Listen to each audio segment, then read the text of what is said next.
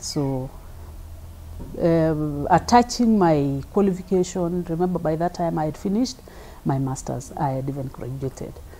So come after the elections, then I was considered to be a nominated member of Bomet County Assembly, which I really consulted my friends, my supervisors, because that time I started doing my proposal for my thesis. And quite a number of my friends supported me for that. Then that's when I proceeded to Bomet County Assembly as a nominated member, representing youths at that time. There I was given a huge responsibility to be the chairperson, Budget and Appropriation Committee. Remember that was a pioneer government. It was a new thing. Devolution was a new thing. And therefore, we had a lot to do as members of County Assembly together with the executive, because you're now entering into a new, we call it uncharted waters. It was really new. I would say that that was an opportunity that actually opened my progression. That is one of the factors that pushed me or progressed me to where I am now. Come 2021, I felt I wanted to vie for Senate, and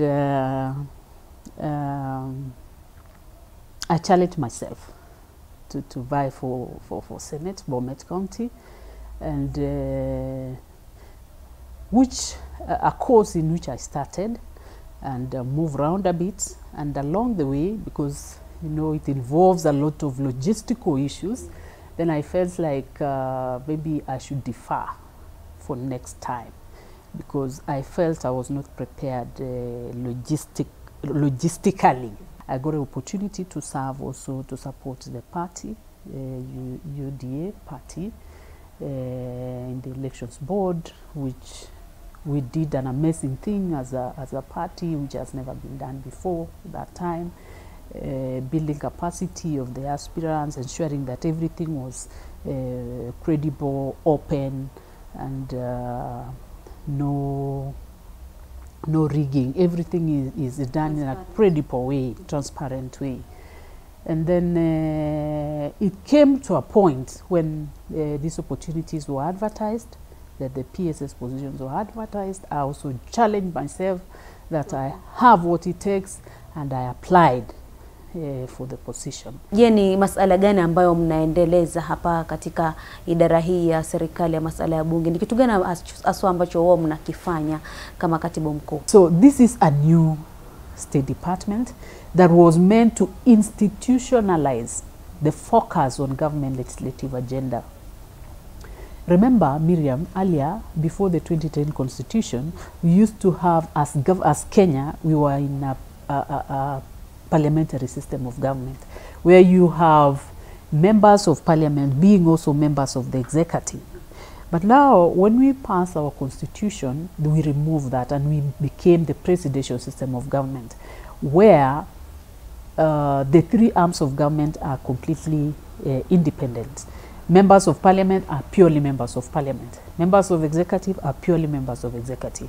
So this State Department was created, Miriam, to coordinate the government legislative agenda across ministries and ensure that there is seamless interaction between the two arms of government, that is the legislature and the executive. So that is the work of the State Department, to coordinate the government legislative agenda across ministries. So we work with all ministries, we work with state departments, all of them, and agencies in matters, policies, legislative initiatives, and regulations. Then we also liaise with Parliament in to ensure that there is a effective dispatch of government business in Parliament. Miriam, from the time we came in place to now, I can tell you we've done a lot. As we talk as a State Department within the Office of the Prime Cabinet Secretary, we are now a central repository of all the legislation and policies and regulations that the government is working on. It's like the government now has a bird's eye view of legislative and policy portfolios that we are working on as a government, which wasn't there before. Earlier on, it was like on an emergency basis. We developed this law because this has happened. But here we sat and had a discussion with several ministries and state departments looking at the agenda of the government, the bottom-up economic transformation agenda. What are the key pillars and what are the objectives of this agenda?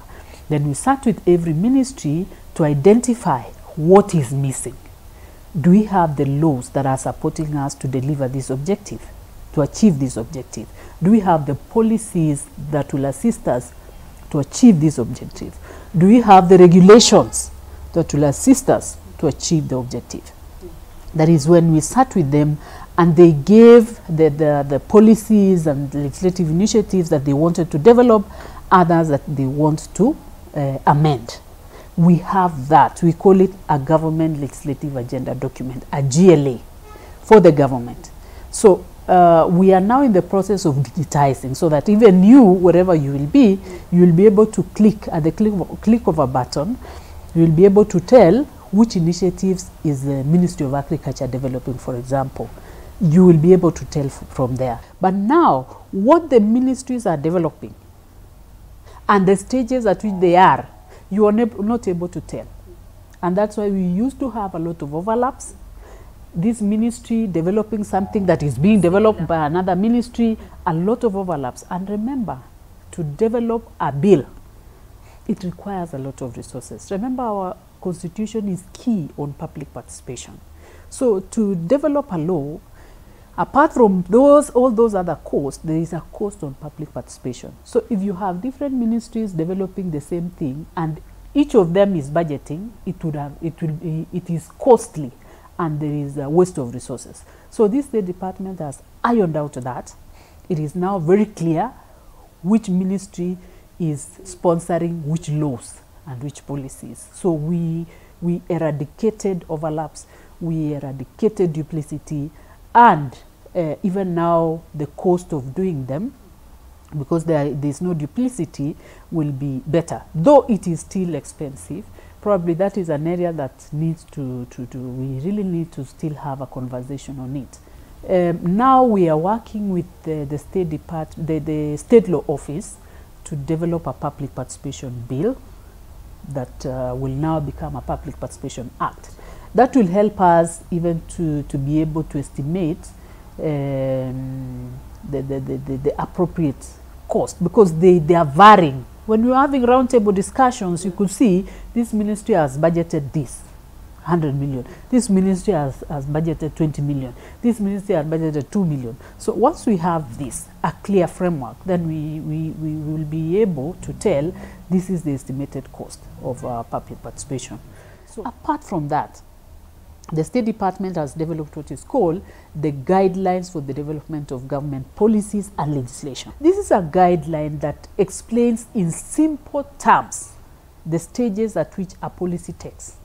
A number of acts have been quashed in court, not because they were not quality, but because they say there was no proper public participation. So this guideline will help us will help the citizen engage in proper public participation because they understand the stages. That now this bill that I'm interested in, for example, is at the inception stage. When it's done with the inception stage, a stakeholder engagement is done, where the key people affected by that bill is engaged, then their inputs are factored in. After that, it goes to public participation.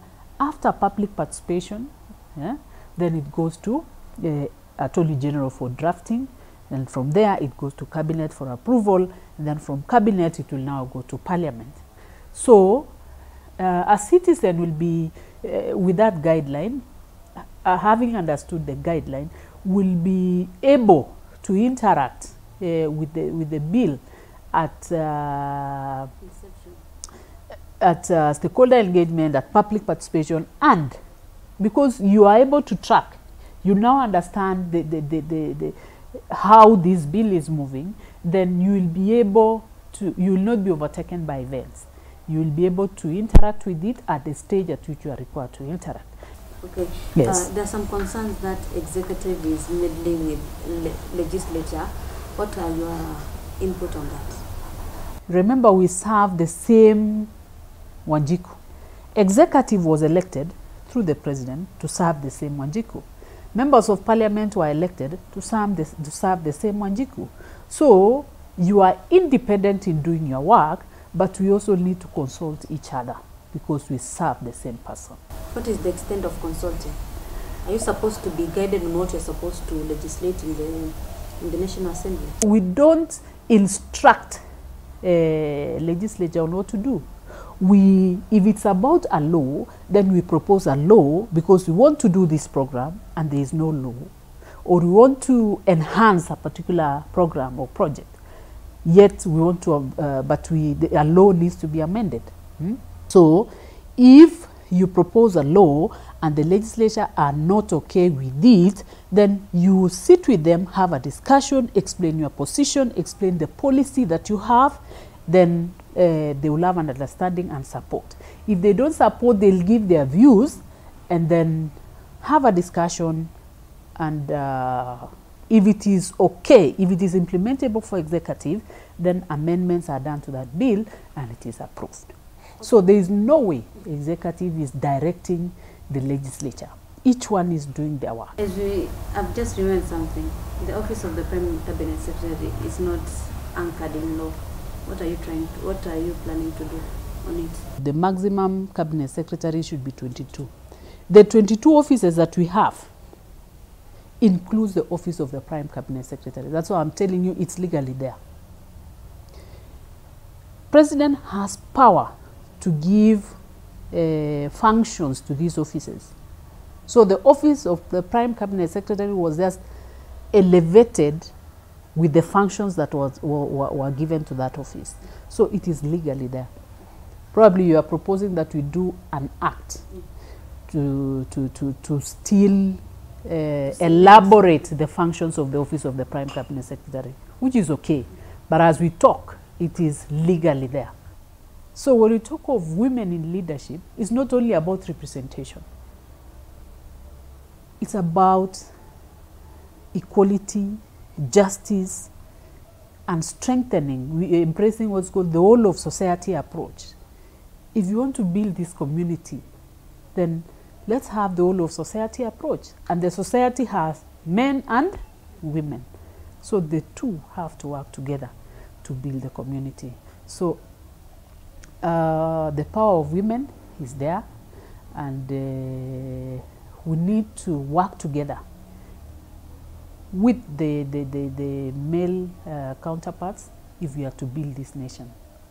And another thing, we have to support ourselves as women. Sometimes we are the enemies of each other as women also. Mariam, do you agree with me? Yeah. Because I've seen this. Remember I told you I had contemplated, I had applied for Senate, but halfway I didn't reach primaries. I dropped it early.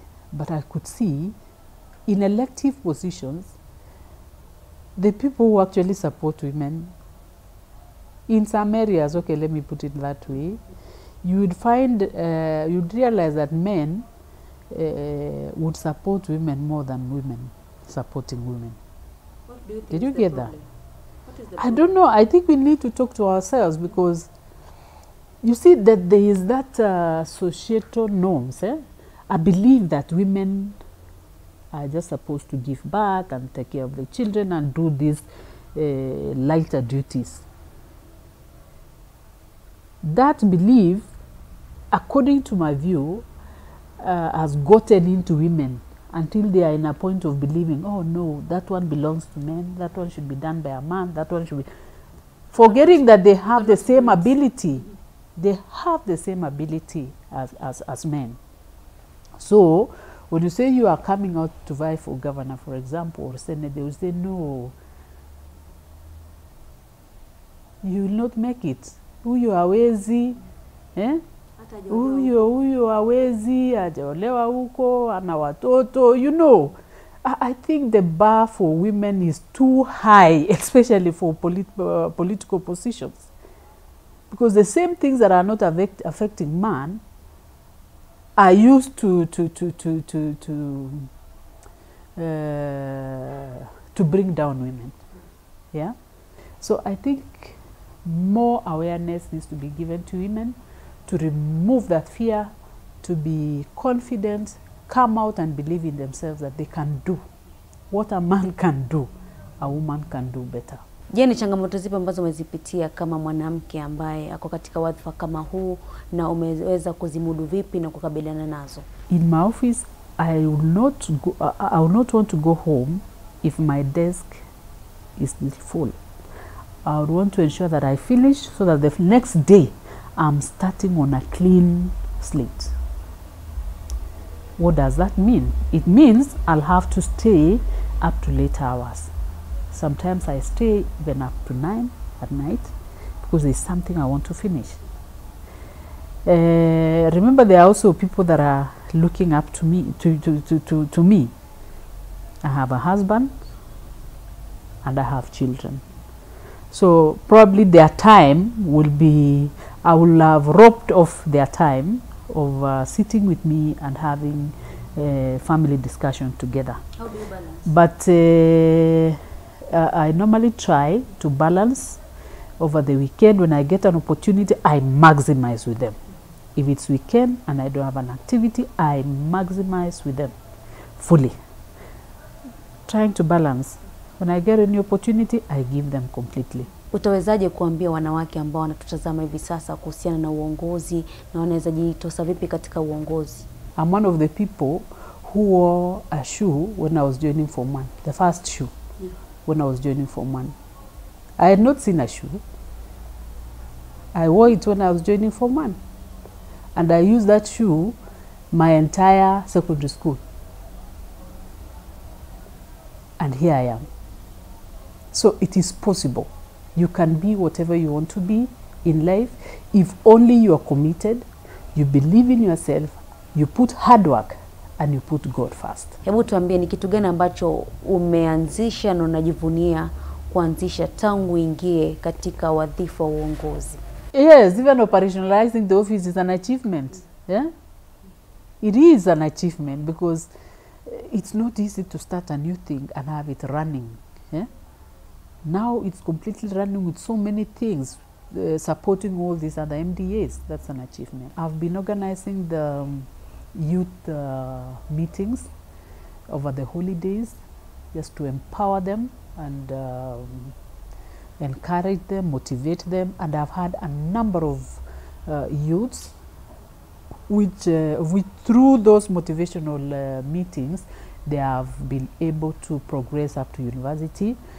Through those motivational meetings, they have been able to start businesses, and they are at another level now. Sadakta, mpenzi mtazamaji, natumai umepata mawili matatu kutokana na mahojiano ambayo tumefanya naye katibu mkuu katika idara ya masuala ya bunge, ambaye ametuelezea safari yake ya uongozi, na kile ambacho kimejitokeza ni kuwa lazima uwe mjasiri kama kiongozi ili uweze kufanikiwa kama kiongozi wa jinsia ya kike. Hadi wakati mwingine, kwaheri.